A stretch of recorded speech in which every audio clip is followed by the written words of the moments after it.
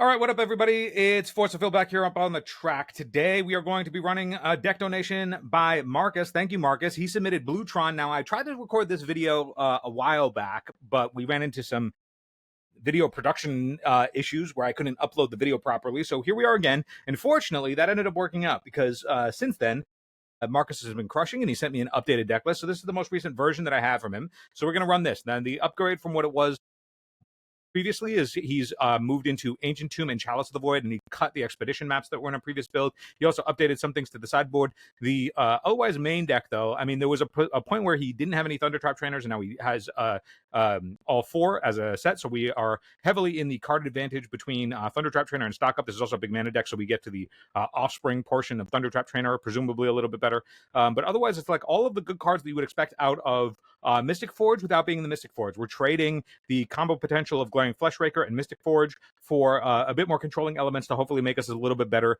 against opposing combo decks and against Mystic Forge itself, as well as being able to shore up some otherwise problematic things that, you know, it's tough for that deck, which is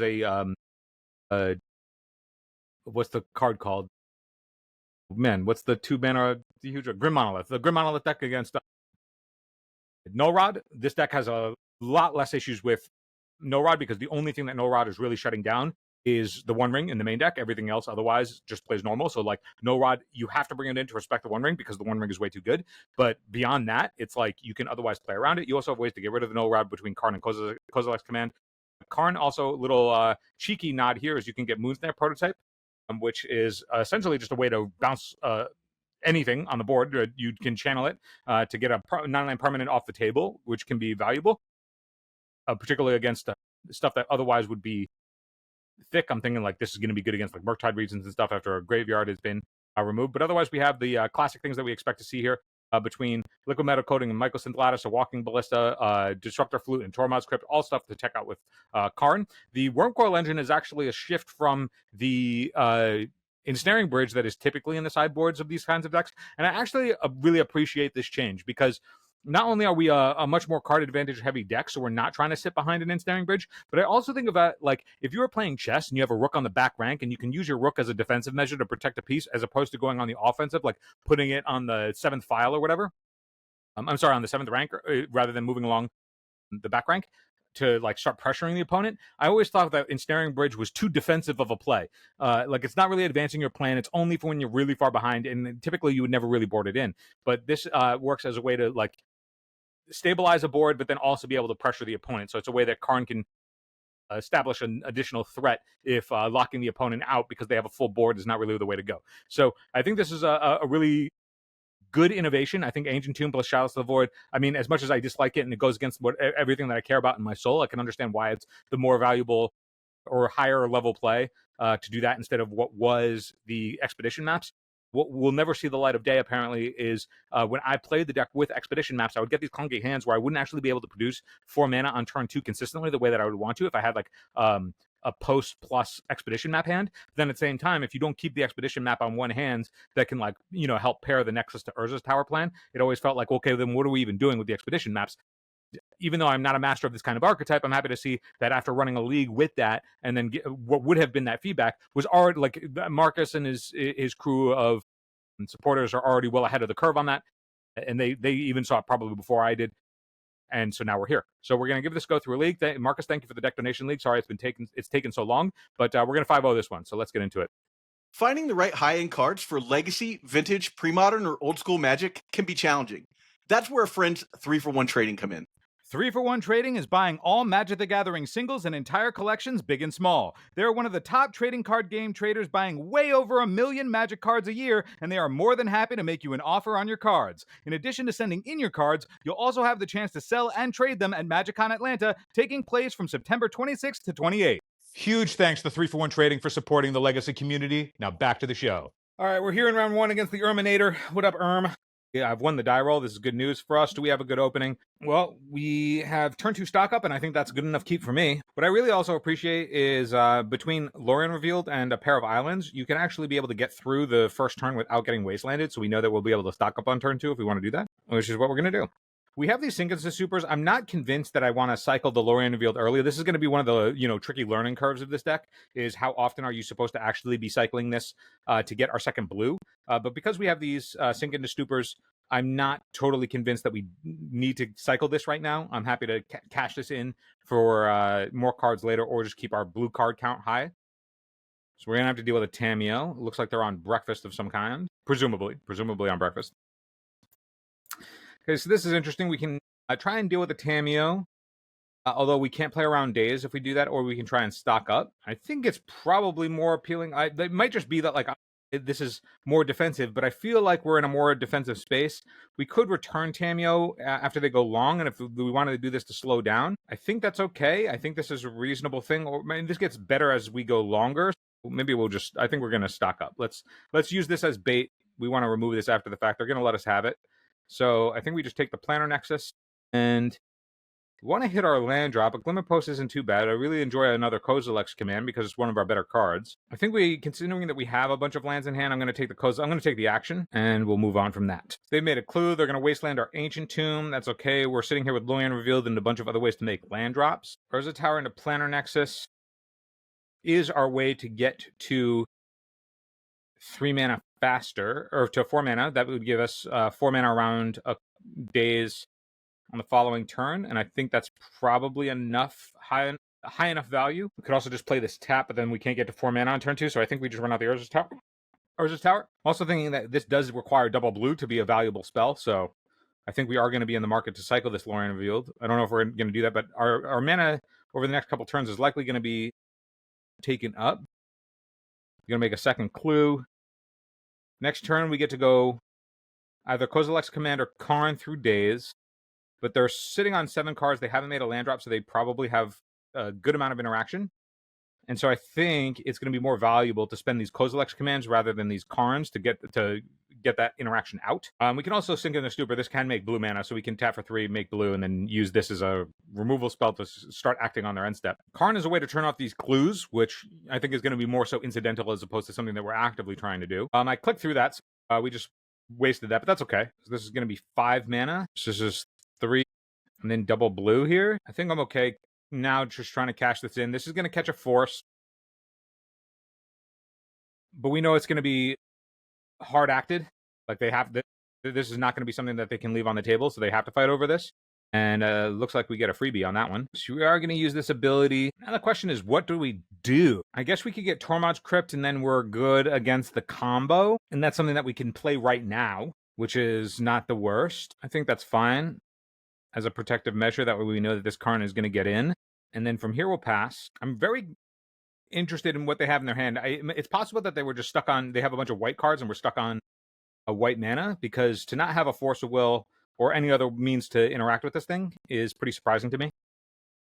Playing around days is possible. They might just be on their 2 dazes and, we'd happen to play around one of them and that was enough. Well, things have changed. Wasn't expecting a Tarmogoyf. But hey, respect to you. I think I'm going to cycle this now, and we have Sync Insta Supers up.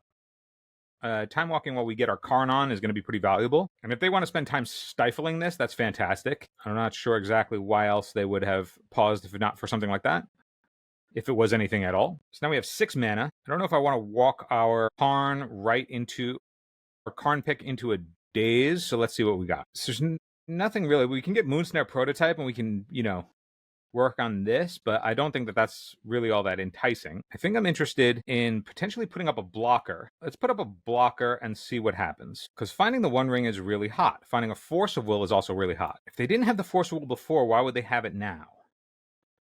Unless, because they do the Flooded Strand. We're here to jam. Crazy that that's in. It's possible that drawing a card there was incorrect. Like I see a world where we're supposed to plus Karn, put this on, and then have an indestructible blocker. But if they're on Source of Plowshares, I also don't want to expose my One Ring to that. It's not necessarily clear if they're on white mana or not. Like Tarmogoyf is sort of a throw. Not exactly sure where we are on that, but at the moment, our Tarmogoyf is sorcery and land, and they would need to be able to both get this out of the way and put another point on their Tarmogoyf in order for them to get rid of this Karn. I'm also not totally sure that Karn is what this game is even about anymore. I mean, they got to deal with it because they want to be able to turn on their clues and such, but yeah. Okay, so they are on Bant. Not sure exactly what the Tarmogoyf is for, though. The Tarmogoyf is a throw for me. Worst comes to worst, too, we can also, like, if they do pump up their Tarmogoyf, we can crack the Crypt. Okay, well, they're sending the Tamiyo at the Karn. I think they're just sending the Tamiyo at me. That seems pretty straightforward. I think it's okay to not crack this now, unless they're going to try and do something of some way to put this in, but otherwise, this just plussing is fine. It's soaking up a bunch of damage. Oh, that's right. They don't want to send Tamiyo at me because it's both got 0 power and I have protection from everything. Okay, they're putting Ponder on top, which is great because we're going to just jam this Chalice of the Void. And they've cast an Udo. That's also fine. We'll be able to clean that up with either this Kozilek command or this Tormod's Crypt. Stock up's pretty interesting. So let's draw some cards, because if we can draw our own counter magic, that's going to be really nice. Get rid of this clue. Let's start with a Chalice on 1. Okay, Chalice on 1 is in. We're stranding that Ponder that's now in their hand. I'm going to bolt myself to play around cast. We're going to exile target creature with mana value extra less, and then we're going to exile X cards from graveyards and just deal with this Uro. So we'll get rid of this creature. We'll get rid of these 2 cards. Totally possible that I've been throwing a lot of this. I feel like I always tend to play these strats a bit more controlling than I probably should, but there is the amount of blue in this. We are in a pretty loaded situation. I get the sense that they're on a bunch of cards that they otherwise can't use because they spent their first couple of turns not really doing much. They possibly have uncastables. They possibly have... They don't have force. They would have forced that Karn a long time ago. They would have forced this Chalice. So they got a Chalice check me, and we can respect it. Tarmogoyf just to put a sorcery in the yard. Okay. Glimmerpulse can gain us some life if we care about that. We can then play around Daze, and Ugin can get rid of this Tamiyo. I think I'm interested in that. Gain ourselves some life. We need 2 more. There's nothing that I can play around. And we'll have enough colorless on Ugin's plus to deal with this Goyf. I think I still want to play around Daze, though. I could Kozilek's command here, but that would walk right into Daze, and I think I'm more interested in playing around that still. Get ourselves a Cozy's command. Is there anything that we could... I guess we could draw some action. I should have done that sooner. If we're doing it, we're doing it. I should have thought to do that before I was doing the Thunder Trap stuff, with knowing that Kozilek's command with this stuff could get rid of everything that they're doing. That might have been a little slow. You might have been itching in your seat just to be like, Phil, jam your cards. You're moving too slow. And that's possible. That's totally possible. I think that game came down to, like, they had a relatively slow start. Karn made it through. They didn't have any disruption whatsoever, so we didn't need to, like, maybe we played around that Daze effectively. Maybe they didn't have it at all. Who knows? But they didn't have the force to stop the Karn, and then sort of the game just sort of free-flowed from there because they didn't have a way to interact with us on the stack. Granted, we did solve that stock up early on, and that did help out. So I don't think we need to board, though. There's nothing in here that I'm interested in boarding in against them, and so I think we just run it back. It's possible that Karn against them isn't very good, but, I mean, Karn was shutting down those clues. Like, that ain't nothing. If Tamiyo starts moving, Karn just shutting down clues, and there's not any of this stuff that I would want to board in anyway instead of the Karn. Like, I could see a world where you would bring in, like, maybe you bring in Tormod's Crypt, maybe you could bring in Disruptor Flute, but, like, then we're getting into this pick and choosy game, and they're just better at doing that. They're more efficient, so I think we just want to slam some haymakers. Granted, that could be wrong. I don't know. We're learning this deck. I'm not sure if this is correct. If we draw a blue card and then we can jam this Chalice on 1, I think we're interested in doing that. I mean, we're interested in doing that anyway. But I could see we'll fight over this Chalice for sure, as per always. Excuse me. So they're a bit more mid-rangey. We saw Uro. We saw Tarmogoyf of all things. I mean, it might just be that because their Tarmogoyf didn't draw a card or shut down our 1 ring, like what Bowmaster would have done, that we, you know, just get to have a little freebie because they're choosing to play something that's, you know, positioned not for us. All right, so we can't play around anything, but we didn't come here not to do it, so we're going to do it. Yep, there's Daze. The old Ragavan play pattern. So this is a tough spot. Like, I know that they probably board in something like Force of Negations, but, like, we have to act. If we're going to use this Kozilek's command against this Tamiyo, we would have to act on our turn because we can't let them untap with Brainstorm. Tamiyo just puts us in weird positions where we have to walk into certain stuff. Cards shouldn't exist, but that's okay. We're here now. It is our only play, and so we are going to do it. I'm going to expose the Glimmer Post first, gain ourselves the life, rather than expose the Nexus. Now, I could see that they would go after Ancient Tomb anyway. The Nexus is really more of a linchpin for us, so I'll gain 1 less life here off this Glimmer Post in order to not expose it in the same way. Exile target creature with mana value X or less, and then we are going to create a Scion. So we can start actually commanding these in time. So Target player is going to make a scion, exiling that thing. We are on the table. They spend their turn cracking a clue. That's excellent for us. If they want to deploy anything and tap out, that's also excellent for us. Now we'll be able to play a 4-drop on the next turn and play around a second daze. They didn't daze there to protect their Tameo. They might recognize that that's not necessarily what the game is about. Spending their turn cracking a clue, which is great for us. I'm not sure why they would crack it during their turn. Maybe we would think about playing around Pierce or something like that. Maybe not. I think we can play the Nexus now because this Glimmer Post gaining 3 life on the following turn might be worth something more than this now. We have Force backup here. Karn gets in there. We would like to use Karn's ability. I'm thinking that it's possible that we just start going after Liquid Metal Coat. We just play the Liquid Metal Coating and then start getting after their mana before they can actually develop a bit. It's probably the most active thing that we can do. We can fight over, I mean, it's arguable that maybe they put a Murktide into play. Do we have to care about that? We could just crypt them now, play around that, and then next turn start liquid metalling. It'd be tricky though to play Murktide and Uro and Tarmogoyf. It seems tough, but if that's the only thing that really matters to us right now, then we can play around it. And if they just have no plays, then we're going to start getting at them. Nope, they got a Goyf. All right, so Goyf would be, we have 3, 4, 5, 6. Now we have 7, so we can play around days, which is pretty good. So I'm going to show them the liquid metal coating. That way they don't fight over this Kozilek's command, which they're going to need to. So we're going to target player creates. All right, I guess we want action. We're going to want action, aren't we? So we'll scry, exile target creature, cast, target player, exile this guy, 4. And then we're going to want to play around days, so I'm going to only do it for X's 2. All right, so I think we don't need the Lorien revealed, although it is a land, and so that is attractive. Thundertrap Trainer's another body, and bodies have been good, but we're stuck on blue mana right now. I could see a world where we bottom both of these guys. This thing can make blue, though, so I could see like just getting the body and digging deeper is pretty good. I think that's better than any random top deck. I think it's better to turn off green. They can fetch for a second green, but they get a surveil land here. So this might suggest that we're just supposed to turn off white. Could see that being like prismatic ending, something like that. I'm trying to think, what could they have that's double green? They could like have endurance, something like that. If they, I mean, who knows? They could just play another land. They're fixing their draw step and they have 4 cards in hand still.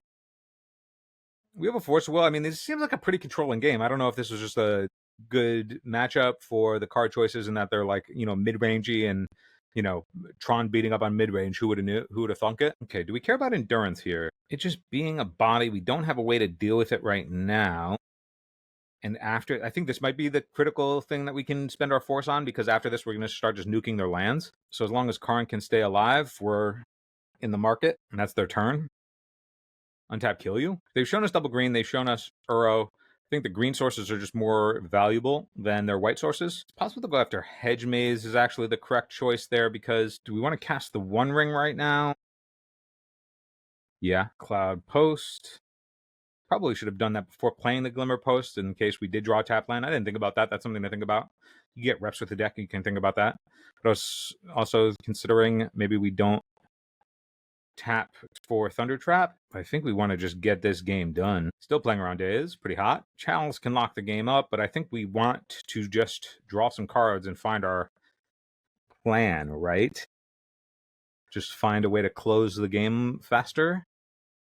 So I think stock up is the pick. Pass the turn over to you. I got to start playing faster. This is one of those still learning curves with these types of decks. Like, I'm sure that a lot of these decisions are probably pretty clear cut to somebody who has played and has a ton of reps with the deck. Sylvan Library, huh?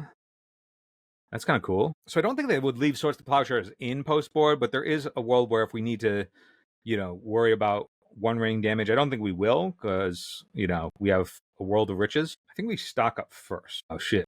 I'm in my upkeep, fam. In my upkeep. Sorry, Erminator. Sorry, my dude. I'm getting ahead of myself. All right. So I think Force and another One Ring is pretty good. Could see a world where we take a tower, but so now Goyf is not necessarily castable. Probably get in for 1. I don't know. This game is just like not going to be about that. Man, Blender Next is also giving you a color. Wow. I guess it would be about that because of Sylvan Library. I don't think that matters right now. Ending on liquid metal coating. We're just about to get a Lattice, so I think that's okay. Karn can also just pick the liquid metal coating back up because this card's broken. Tower is very good. Again, probably shouldn't play my land before Cycling Ring, but we just have all of the action right now. We would like to use Karn's ability, get ourselves a Lattice, cast this Lattice. They have 4, we have 4, and that'll do it. We're on the board. We're on the board. I don't know. I mean, that matchup felt supremely easy, but I also feel like I was making subpar decisions, a lot of it.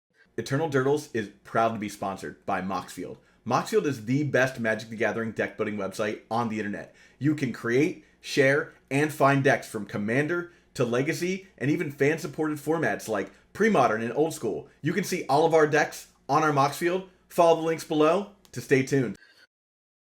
But I mean, that's what we want, right? Like, we want to go into an event, like Eternal Weekend coming up. It's like we want to go into a big event knowing that a deck is powerful enough to carry you, even if you're not good enough to play it. I mean, you want to get good with it, but like in the world where, you know, your boy ForceofPhil, subpar player, but doing nothing but miracles and brews for a decade. Like, I'm going to need something to help carry me. Burns mana in round 2 with the donation deck list by Marcus, Blue Tron.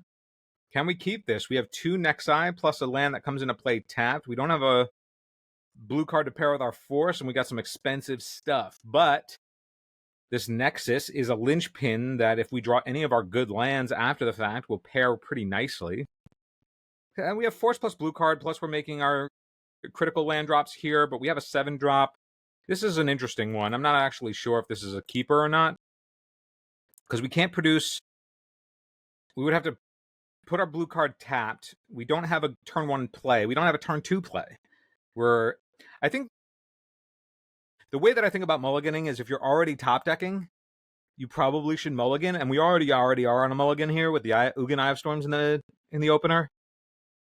I can see a world where this is just too slow, particularly on the draw, so I think we mulligan. This one obviously a lot better because we actually can just slam our 4-drops on 2.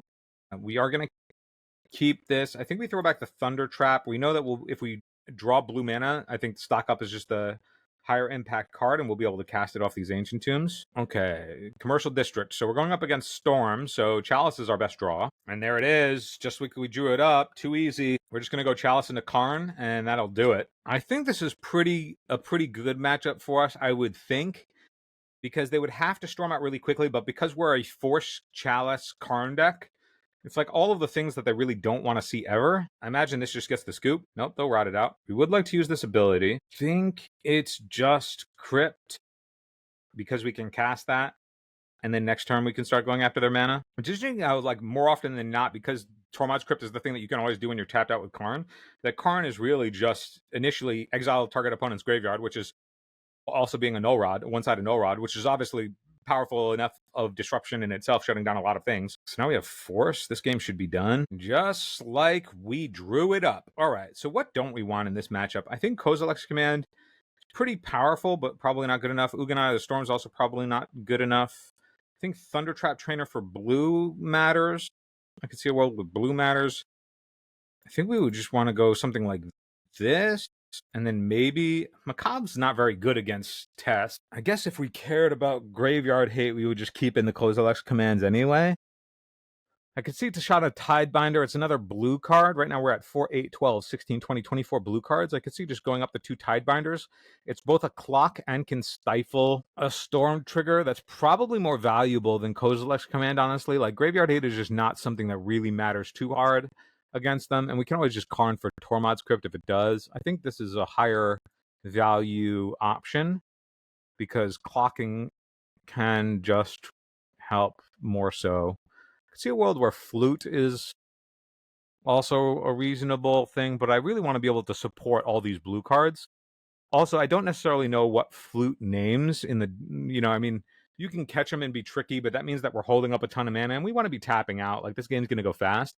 I don't think that this is what it is about. If you don't know what the activated sources of chosen name can't be activated are in the matchup, I don't think it's worth bringing in. I think you need to want the Pithing Needle first. So I think we'll just go with that. This presumably is a matchup that we're happy to run into. I mean, this is a hand on the draw that, again, like, no Force, no Chalice. It's not doing anything on turn 2.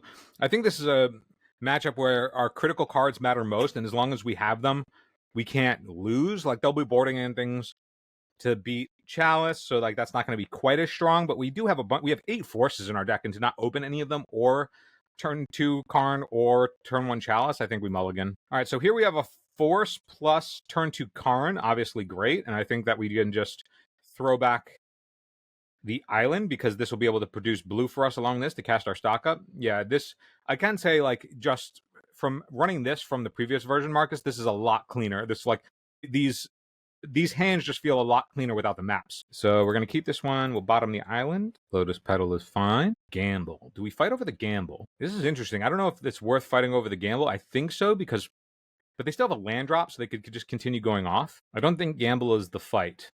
They discarded Burning Wish. I think Lion's Eye Diamond is the fight, because this is their discard enabler for a wheel. Like, we just have to survive until Karn, and then the game should be pretty good. And they spent a bunch of resources on this first turn. They're down to 3 cards in hand, so the way to get back into this game is by being able to wheel, and if they don't have LED, it's just a lot harder to do that. Okay, so Cloud Post does not net us 4 mana on turn 2, so we just start with the Tau. So now we are naked, so if their 4 cards here plus their 1 mana on board is enough to kill, we have nothing to stop it. But they just passed the turn back, and now we get to Karn, and that'll do it. Easy game. I feel like that's got to be a very, like, inherently just a very good matchup. Like, Chalice, Karn, 8 forces, like, we are just rolled up in that matchup. They're not fighting over any of that. Like, it's just, you know, we're messing with their mana on the back end. Like, it's just everything the test does not want to run into. I can see a world where, like, Karn for them is just like an inherent nightmare to begin with, especially since it's in one of the top decks, which is Mystic Forge.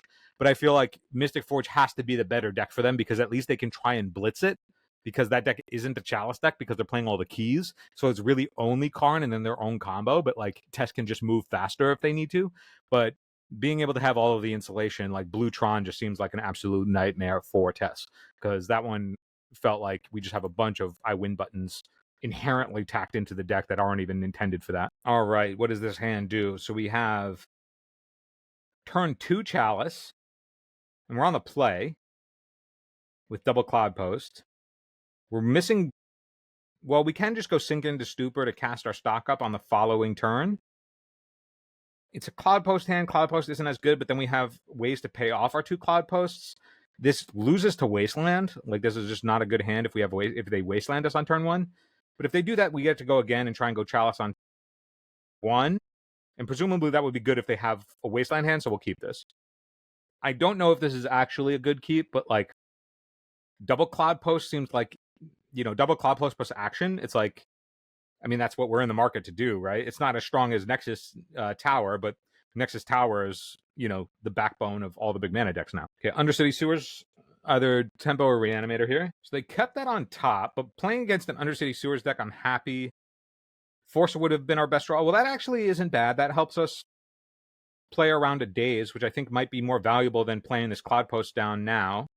This would be 2 mana, and we walk into Daze, where this lets us just play around that. I think we're more interested in playing around Daze than we are worrying about getting a second Cloud Post in. So going to spend their Force pitching Brainstorm.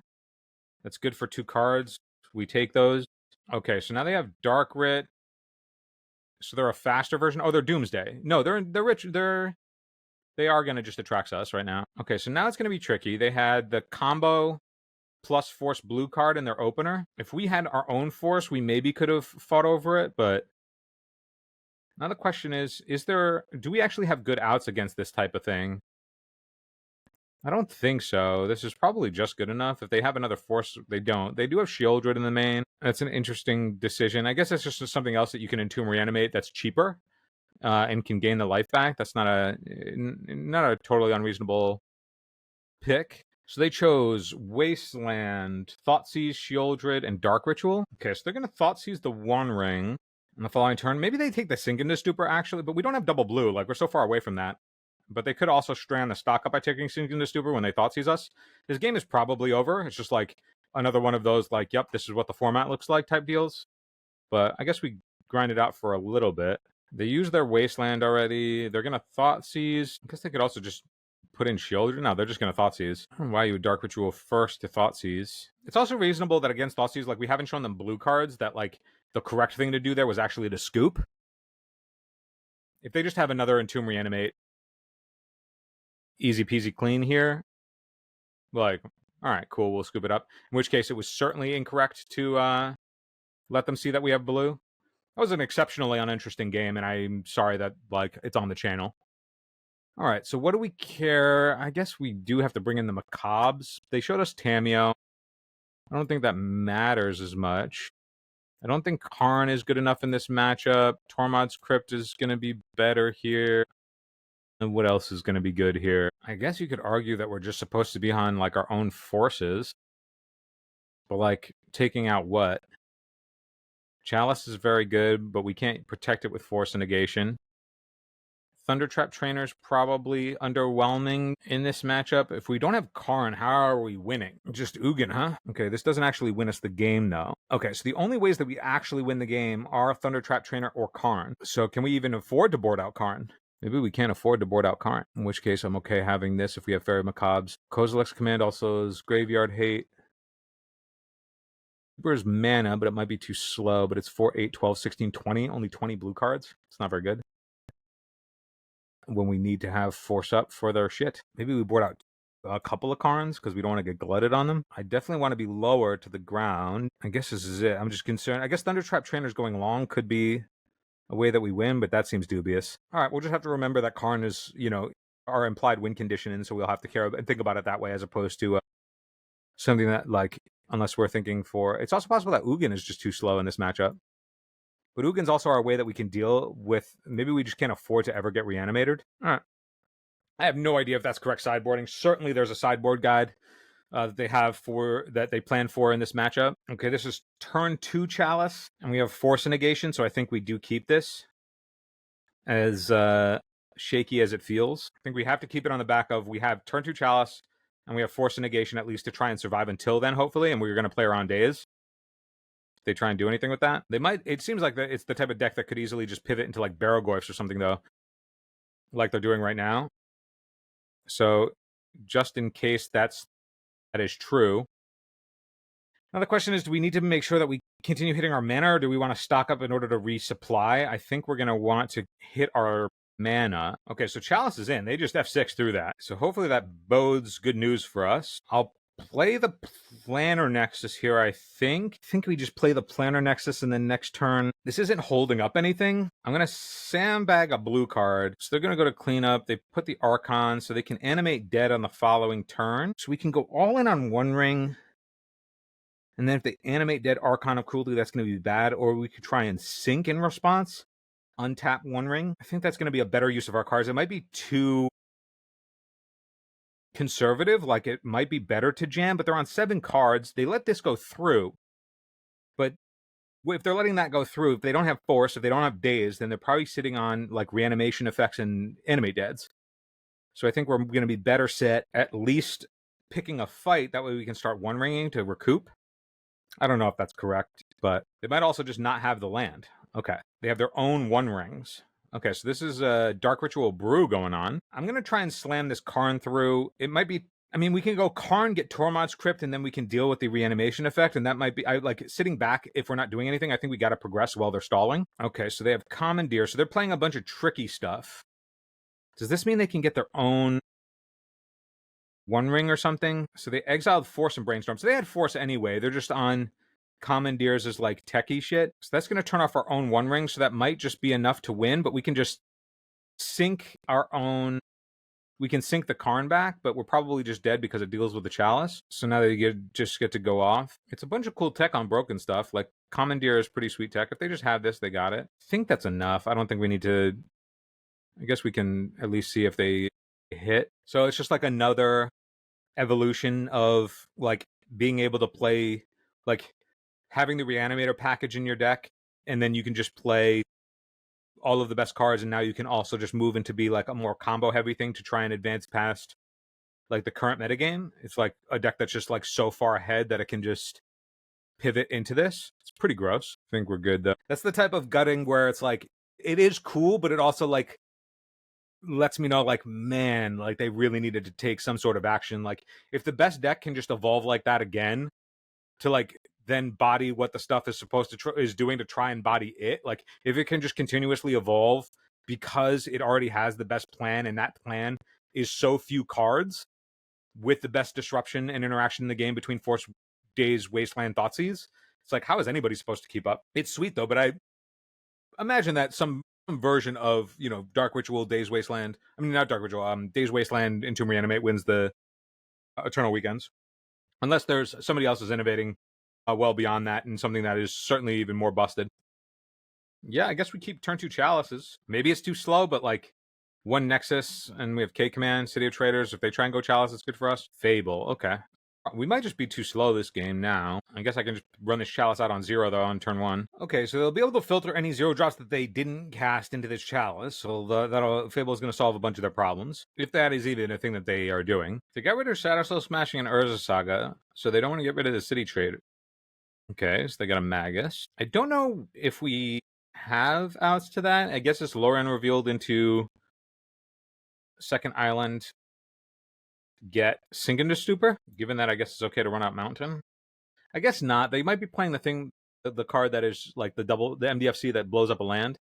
Maybe I'm not supposed to expose this. It's also possible that I'm not just supposed to show them this, and I'm just supposed to scoop to Magus the Moon. That's also possible now that they have Urza Saga. Like, if we deal with this, then they just have Saga, which we'll then have to deal with. Like, it might just be like the way that we turn 1, turn 2 Kapowed test, they just turn 1, turn 2 Kapowed us. Sweet format. I'll say, like, I don't know if any of these matches have been interesting. You'll have to let me know in the comments.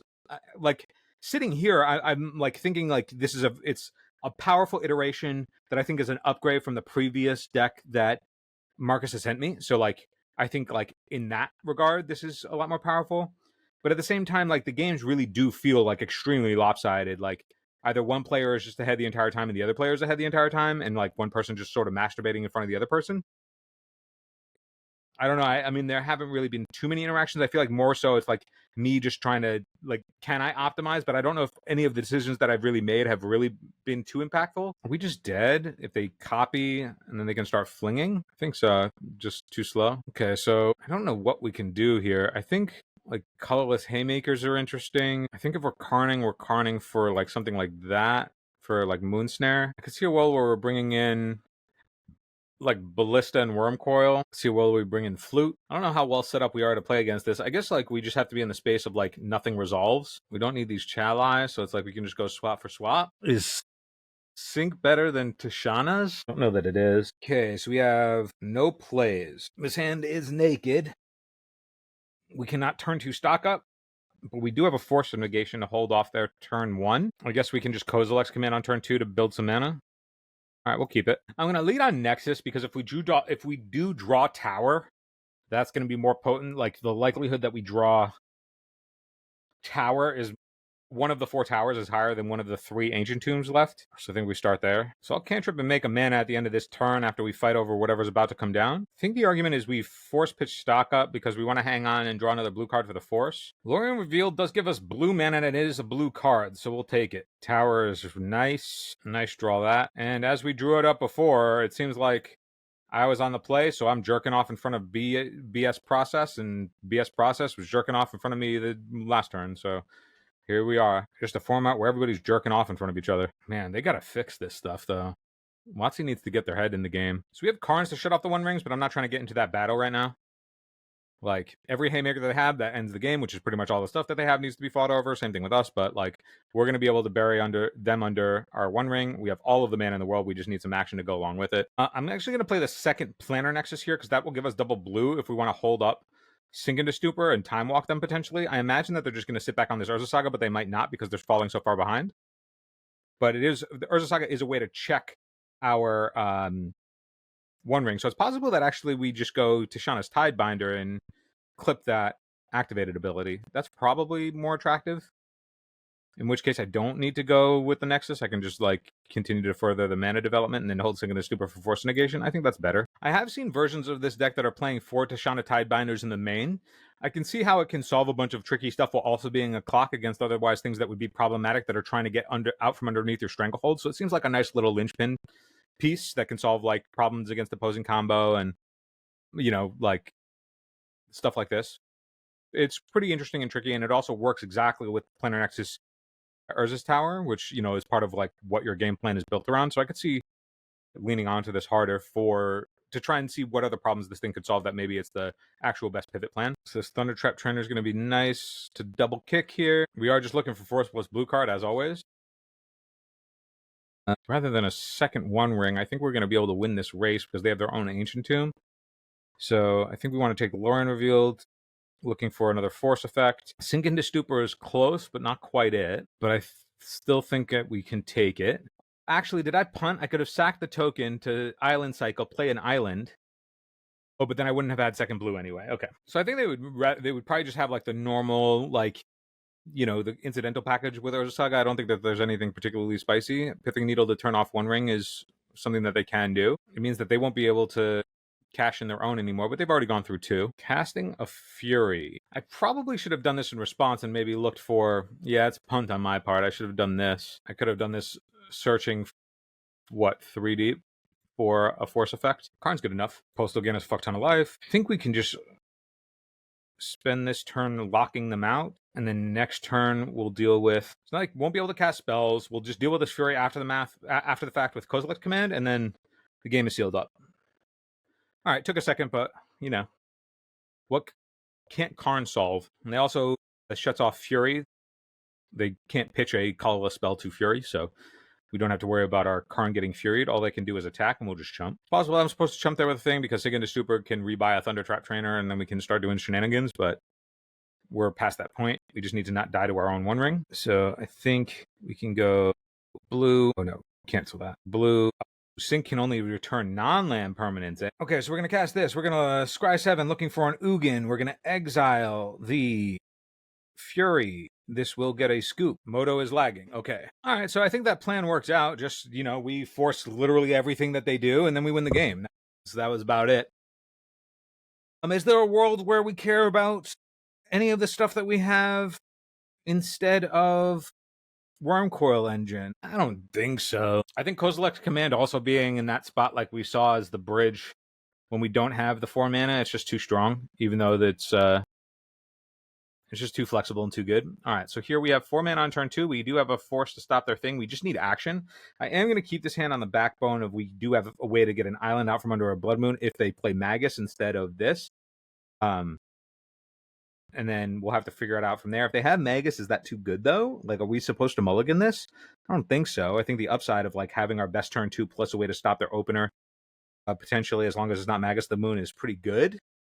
I can't imagine what else we would hope to throw back and get. It's like exactly this, but action. Like if they cast, oh, okay, I was going to say, if they cast the Lotus Petal, are we supposed to fight over that in the anticipation that we can't beat a Magus right now? I could see a world where that answer is yes. Now we do have a way to get out from Magus, at least, because we have 2 Lauren revealed, so we can just Island Cycle, sink it. I could see them naming Force of Will with this Disruptor Flute. I can't counter it anyway. They're doing it on my turn. They might also just name One Ring, but they have their own One Rings. It's possible they just name Karn. Yup. So the name Karn, I'm going to have to sync that as well. I don't think the value of throwing Karn into onboard constructs is really all that potent, so we'll slow our roll for a second. We have double Force, but we need to keep the Sink into Stupor for this Disruptor Flute. So, all right, well, hopefully they spend... Oh, no, I was going to say, hopefully they actually cast a spell instead of trying to make some constructs, but it was not to be. So Urza Saga gets to play itself for a couple turns before it fetches whatever is now available for free. It's miserable, man. This format's miserable. Either I do all the stuff or you do all the stuff. We're sitting behind all this stuff, and it's like there's a point of tension here with this thing on this thing, but like, I mean, that's I don't know how interesting that is. It's like, you know, their land gets to be a Demonic Tutor plus Grave Titan, just double dipping. They might just double dip on Karn. If they double dip on Karn, I think the game's over. Ugin, Eye of the Storms. Okay. Oh, cool. Yeah.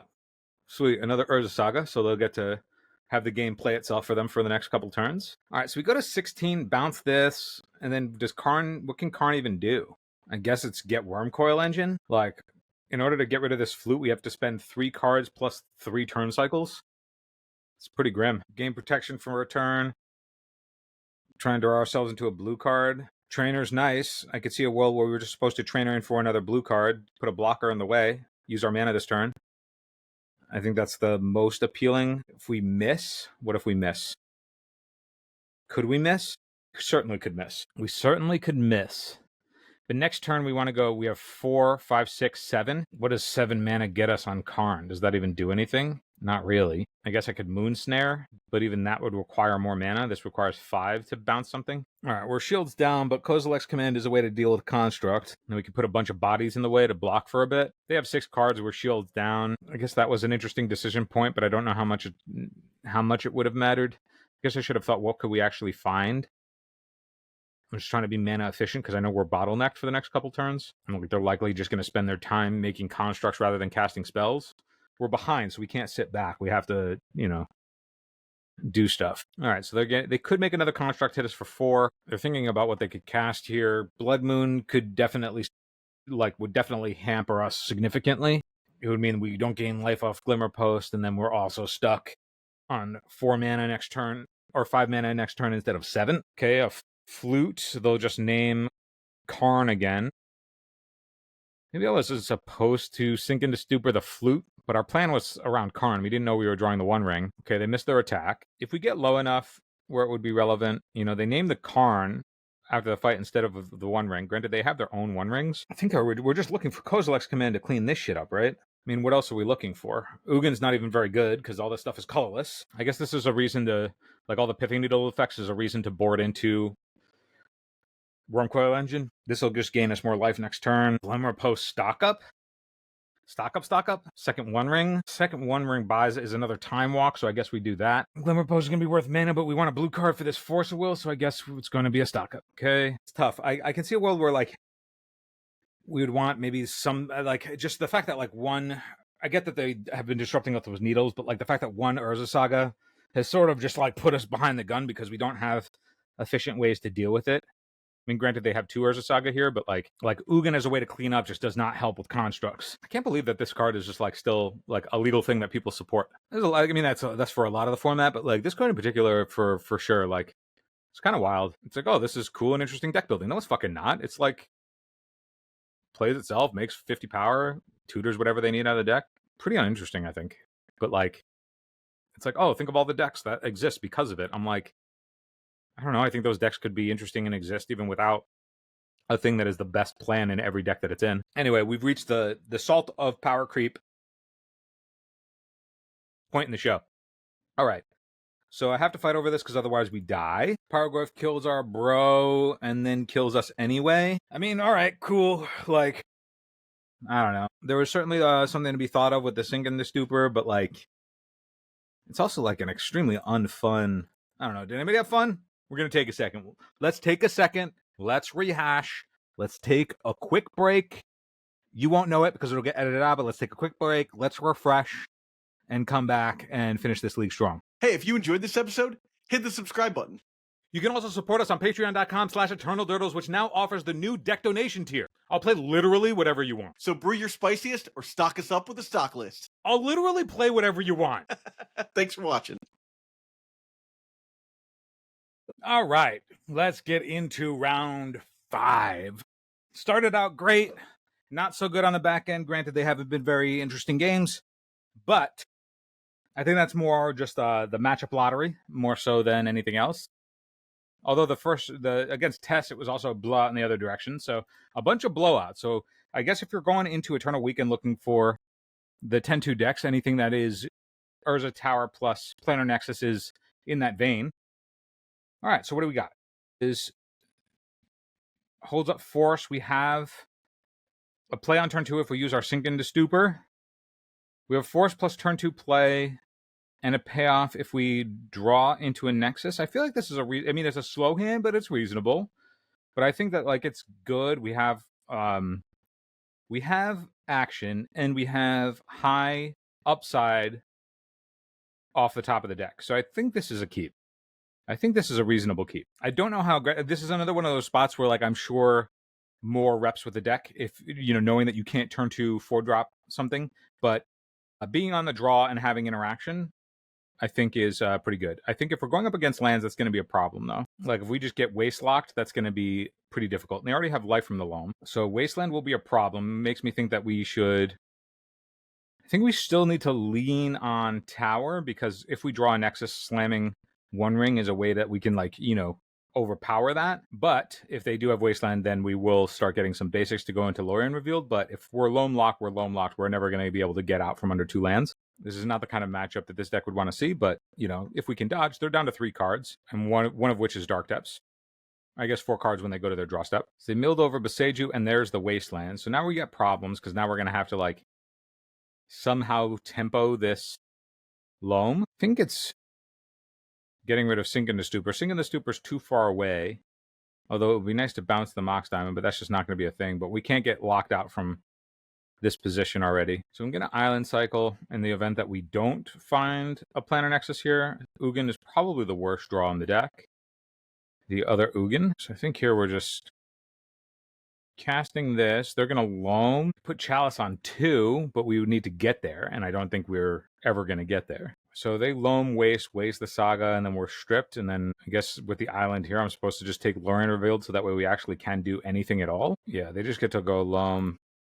I don't know. I don't know if there's anything real interesting from this position. We kind of just need Kozilek's Command to get rid of that stuff. Well, that's nice. They're not even... Oh, they have Exploration, so they're going to get to do it anyway. And now we're just locked. They have a kill on the table. Or an impending kill that, like, you know, they can fire off that we're not going to be able to interact with. I think this is another one of those matchups. Ancient Tomb is nice in that it'll at least get us to the 1 ring. We're not going to pay the 1. Trainer down. Okay, Karn was a good draw. But now what do? Do we go... Is it more valuable to get Karn on the table? Shut off this Mox Diamond? I think so, and then we can get Tormod's Crypt. Probably our best line here. We can just get rid of this loam. There are 2 loams. I think that's probably more upside than 1 ring, which we'll just try and get after the fact. Interesting. I wonder if there's a value for, like, some sort of mana production in these spots. Like, it's the first time that it's come up where I'm like, oh, you know what would be great for Karn to get is some sort of, like, mana rock. Is there a valuable mana rock that, you know, maybe could produce blue that would be of interest to us? That's interesting. But I think we're there. I think that we're just in the market to Karn and stop these loams, try and slow them down a little bit.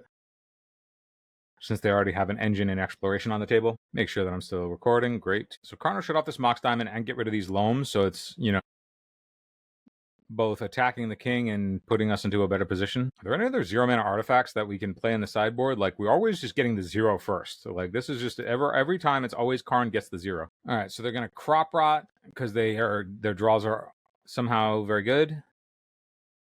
They've been dredging. Their draws just were their opening hand was just Crop Rot Exploration. So now they just get to end step of 2020. Another exceptionally uninteresting game, but here we are. So we definitely want these Force Negations.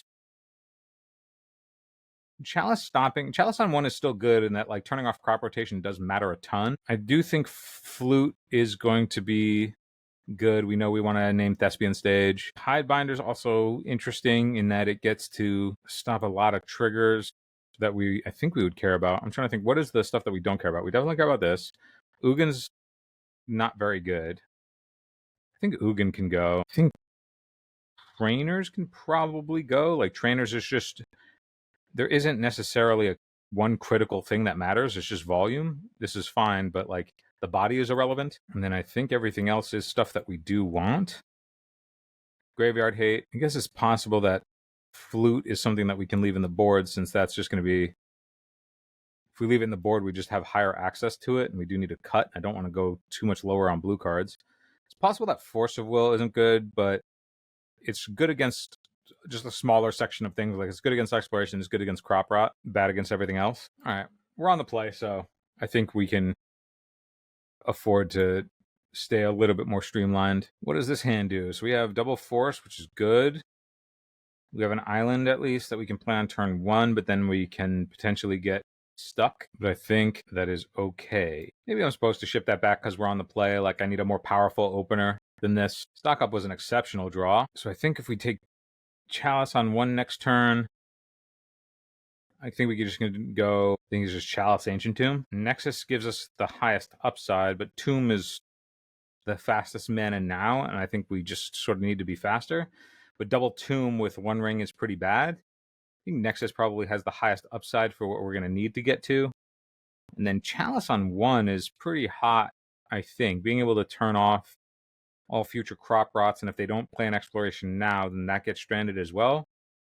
Plus any of their targets that aren't Mox Diamond for Urza Saga. Is that better than Sink into Stupor for another blue card? That's the question. Do we want... I guess there's a world where we don't need the land. We could just take max interaction.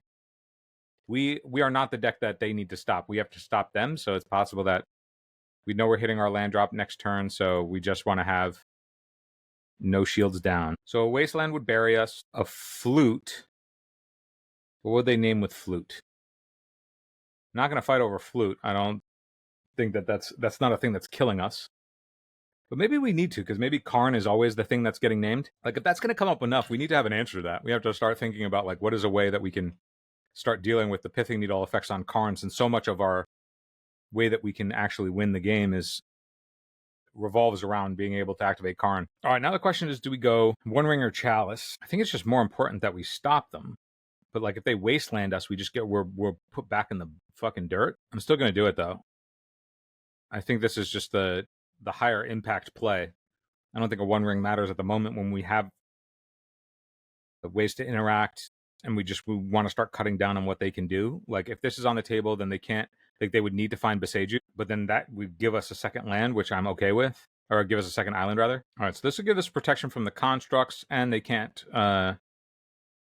like, somehow 20/20 us. I do want to see if I can draw a land here rather than have to play my Sink into Stupor. Like, I feel like, some sort of like ratchet bomb type effect or something to, we've noticed, at least I've noticed that, like, we have a problem with Urza Saga in general, and just having a way to clean that up, whether that's dress down, whether that's some sort of ratchet bomb type effect.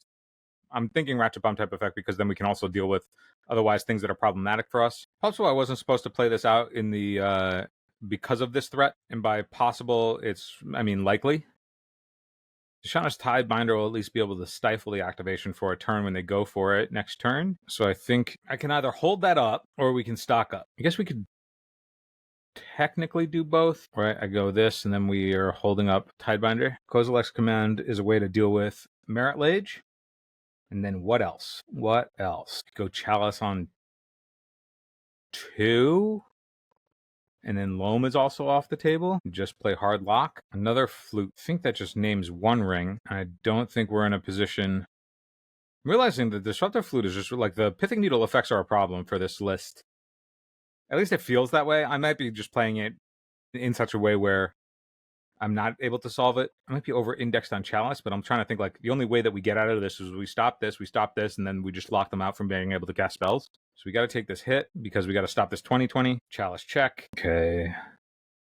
Another Karn in the face of Disruptor Flute. So we're going to draw cards. Second K command is good. If I play this on 2, it means that we can't Kozilek's Command for 0. But I think that's okay. Like, their outs that they can draw are...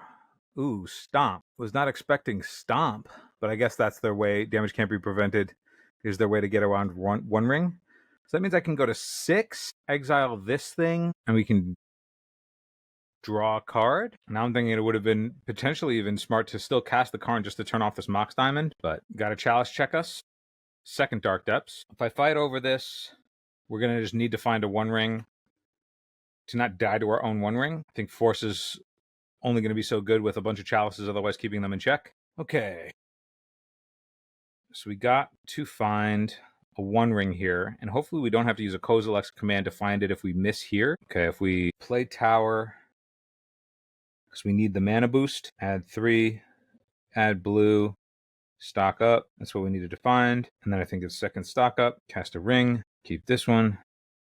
We have protection. While we have protection, I think it's good to, if they do draw Beseju, I think it's okay to just put another Chalice on 1. Probably playing this super slow and walking into my own Chalice of the Void because I've never played with that card. It's okay, we would have had to discard it anyway. I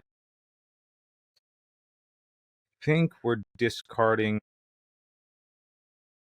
Okay, Post is good. So we're going to bounce the Flute, but we don't have a way to counter it on the way back down. So they would need to tap out. Assuming that they tap out, then I think it's okay Post up first, but we would need blue, 1. Now we don't move. They take a game action. That's there. We have 1, 2, 3. We get to go 1, 4, Kozilek's Command, cast. Exile target creature. Do we want more mana? I think we want mana. I think we have everything we need. We just need mana. Okay, so if we bounce this now, they just get to flash it back in. Let's gain ourselves some life. So now I think we cast Karn first, sync that, activate this. We would like to use it. Is it just a Worm Coil? Like, do we just start Worm Coil beatdowns? Can they beat that? They're just going to replay the Flute. We could just do Ballista and Mana Sink. But they have Pithing Needles. They could turn that off. I'd like to gain some life. I think it's just going to be the Worm Coil here. We like another Sink. I guess we just insulate ourselves. I guess I didn't need to use the Ancient Tomb. I could have used these guys. I guess I could have also cast it. I spent 4 mana. Should have just cast the Worm Coil with that. But now we're insulated. And I think that as long as we don't get boxed out, the Worm Coil engine can just go coast to coast. And if they miss their land drop, then it's certainly over. No, okay, they haven't. Surprised that they're not going to use it now, though, because they're just going to give us another Karn. If they'll let us have it, I'll take it. So what do we have? Infinite? Skit Lattice. Gain a bunch of life. 5, 8. Now we're still holding a ForceofPhil. Pretty good. All right. Somehow we did it. Kozilek's Command real strong. So I guess that's the way that we navigate the line is like they go Disruptor Flute. You just have to pay 7 for your Karn and then bounce the Disruptor Flute so that you can get an activation rather than trying to fight before the Karn is resolved. So it just becomes really expensive. I think that that's something to think about. Maybe I'm just like a bad player, but like, you know, being so all in on Karn is the only way to win the game. Because Ugin doesn't win the game. It ostensibly wins the game, but it doesn't actually factually win the game. Our opponent is still here playing it out. Drayton is unable to cast spells or do anything, and they're still letting us go. They're letting us cross the finish line. Okay, so now we're on the draw. I could see a world where Worm Coil is just like reasonable to board in now that we know that they're on the Flute plan. I think Flute on Wasteland or Flute on Loam is reasonable. Could also see a world where we Flute, that where the Flutes cost 5. I think I'm interested in Worm Coil as just our own way to beat Urza Saga. Flute could also name Urza Saga. I don't know what our cuts would be otherwise, though. 4, 8, 12, 16, 20, 22. I guess we could cut 2 Lorians. They're just blue cards and they get our islands. But we just need to not get waste. Like, if we get waste locked, like, this isn't even a plan. This doesn't help us, like, actually. I mean, it's sort of, maybe it bridges the gap for a turn.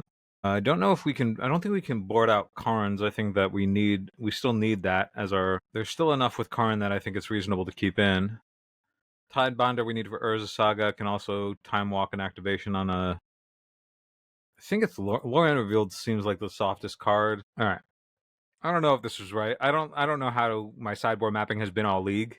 It's going to be pretty educational in the comments, I think. People who have obviously plenty of experience with the deck, and then also, okay, so what does this do? This makes 3 mana on turn 2. We've got all the tools we could want. We need payoff, but we're the control deck in this matchup. And we have controlling cards. So I think this is a keep. It'll be tough if we get our Cloud Post wasted. Is this the Force? I actually could see this just being a Force. Interesting. If we play Nexus first, then we can stock up on turn 2 if they don't waste us.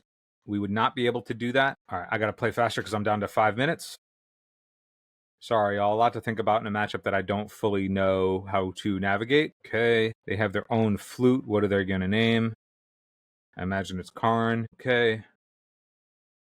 Perfect draw. I think here we're going to stock up. Find ourselves a Chalice. Find ourselves, I think, another tower. Kozilek's Command can check the Dark Depths. Disruptive Flute is unclear what it's going to be naming yet. Playing Loam just to put it in the yard, so I think this has to name Wasteland. Loam bringing back Dark Depths and Wasteland. Okay. Ancient Tomb is nice. I think we need to navigating ourselves to blue mana. Oh, I was like, what? They have a stage? I was like, what happened? No, they're just melting the ice. Oh, I froze for a second. I was like, did I punt this game? Wait a minute, I didn't see one. No, we're all good. They're just thawing the ice, fam. They're just thawing the ice. They're doing it the good, honest way. All right, they're getting Thespian Stage, Dark Depths, Wasteland. So this Kozilek's Command is now going to have to stay up. We do need a second blue source to actually make the Sink in the Stupor to bounce this thing. So play land for turn and pass. They're going to copy it, make it 20/20. We are going to exile target creature, exile cards from graveyards. So choose target creature, that one. Then we're going to name this, and this.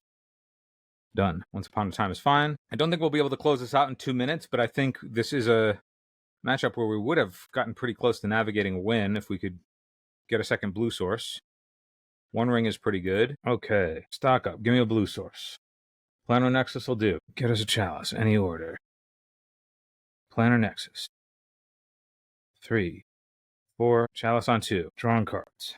That covers the saga. Play this. Play this. Blue. Blue. No, cast this. All right, they can no longer cast spells. This is a win, but they're going to make us try and close the door. All right, well, it's a nail biter, fam. It's a nail biter at the last minute. Can we do it? All right, so that last one is our opponent just not conceding even though they were locked and we had the win on the table. So I do think of that as a 3-2 league, not a 2-3 league, because that was a win at the end there. So not too concerned about that. And we did get the learning curve, at least, of how to navigate that game, which is just you got to be the control deck, how to sequence, you got to put the Karn first, and it's just a 7-mana Karn against the Disruptor Flute. But it also suggests that, like, maybe there is that is something that we have to care about. Like, I feel like we needed a way to just clear, like, the small permanents that otherwise get underneath or, like, stop us from being able to, like, do our thing with our critical 4 drops here. Obviously, Kozilek's Command was great. I think Chalice of the Void was a really great addition. I really like the combination of adding the faster mana. I think the Cloud Post stuff is still the softest part of the deck. Like, I wish this was like anything else. Like, I don't know if this is just in itself better as like its own Urza Saga, and then you get to play a little bit more flex stuff that like might be able to help you out a little bit.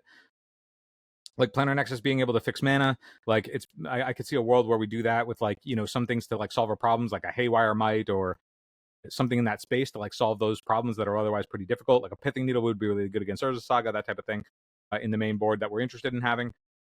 I could also see a world where like I think that there's just room to be grown. I do like the life gain from Glimmer Post, but I think you can solve the life gain problem within an Urza Saga package. Like Urza Saga is another broken card. Like play Ancient Tomb, play Chalice, like it's broken stuff. Play Karn and One Ring and like this package over here, like that's broken, of course.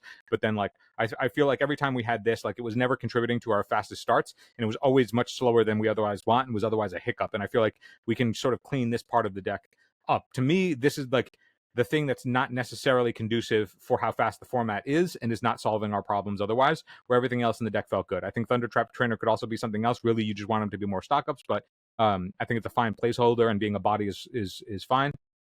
I could see I could see this being something else, though. I'm not sold on sure exactly what that is, but I think there's space for it to potentially be other problem-solving cards. Sink into Stupor as the bounce was being our only way to remove problematic permanents, but then it being only a bounce spell made it so that it was a little bit difficult. But it might have just been how I was navigating it, but something I'm thinking about. I think Karn needs to have a way to deal with like the small stuff or some sort of wrath effect. Like I could see it being a Silex or a Ratchet Bomb, or you know, whatever the new best version of whatever that is. I could see a world where that's good. Otherwise, like, what is the stuff that we never boarded in? We never boarded in Moonsnare Prototype because every time, if the thing that like Karn would theoretically bounce was something that was turning Karn off. So this didn't come up. Tisana's Tidebinder is interesting. I could see a space where like this just becomes a more of a all-in plan where we think of like, okay, what is this stuff? Like I could see a world where like it's Tidebinders instead of trainers, or maybe a split, but like that's possible, and then you get to show up some space. We only kicked this once. There was an opportunity where we cast it for 2, or we could have held and then offsprung it on the back end. But like, you know, it being an impulse is like good in that like we want impulses, but like it's sort of low effort low impact when really what I just wanted was like a body to get in the way of the Karn structs. And I feel like that like the problems that this deck has, this thing is not solving any of those problems. And I feel like everything else otherwise is very powerful, and we could maybe solve this one. Ugin's matchups never really came up. We did get to have one game where it exiled a bunch of stuff and was great. I imagine the life gain is probably worth a lot more than I'm thinking about, and I think probably 2 is okay in the correct numbers, because, you know, we just got bodied by Reanimator, and, you know, like, they were playing all kinds of weird techie stuff, and we lost to, like, you know, Commandeer and, you know, other techie stuff from, like, the deck that was already broken and was going to win anyway. Force Negations were obviously great. Ballista never came in, but we also never really ran into the matchups for it. Wormcoil was relevant in a couple of spots. Like we did need it for clock, and that was pretty good. Liquid Motor Coating is the catch-all that I think we always want to have. Lattice is the way that we close the game. So I think all in all, like, I really enjoyed the improvements that we went in this deck. I think this can be short. I think these are the 12 cards that I would shore up. I would shore up Thundertrap Trainer. I would see if there's a mana base that can do anything else. You know, in the Urza Saga package, I understand that we're moving closer and closer to the Mystic Forge deck, but you do get Candelabra, and Candelabra being able to untap this stuff is still pretty good. I mean, I can even see like moving back over to Vesuva or something like that, or even if this was just the other Tron lands, you know, and like we just mix and match the Tron lands so that way Urza's Tower isn't only good with Planar Nexus, but you know, I mean, Planar Nexus does turn the other stuff into, you know, 2-drops. You know, like if you were to go, you can't go stock up on it, but like maybe that's an interesting space because like it's doing the same thing. I mean, Get Glimmer Post gaining life is pretty good, but I don't know. I would steer into that. I'm gonna ask you questions, Marcus, about that. But thank you for the deck donation. This was a good time. I think I misplayed a fuck ton. I probably need a lot of reps if I were to bring something like this. It's tough. I can't imagine myself ever casting Chalice of the Void in paper, but like this was a good intro to the deck because I was clearly carried in the matches that I won, and I think that is the kind of potency that you need if you're trying to win a tournament these days. So all in all, thank you everybody for watching this one. If you want to submit a deck donation, you can go to patreon.com/EternalDurdles. If you want to write for EternalDurdles.com, just hit me up at ForceofPhil on Discord, and I'll tell you how you can do that.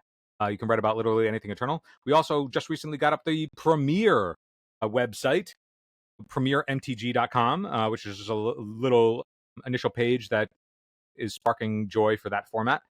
So if you want to join the Premier Discord, you can go to that site, PremierMTG.com, and that'll have the link to the Discord, and you can learn all about that format, which is a lot of fun. It just removes a lot of the otherwise cracked and broken stuff that makes Legacy abysmal. But otherwise, till the next time, everybody, thanks for watching. This is ForceofPhil. Peace. Eternal Durdles is proud to be sponsored by Moxfield. Moxfield is the best Magic the Gathering deck building website on the internet. You can create, share, and find decks from Commander to Legacy and even fan-supported formats like Pre-Modern and Old School. You can see all of our decks on our Moxfield. Follow the links below to stay tuned.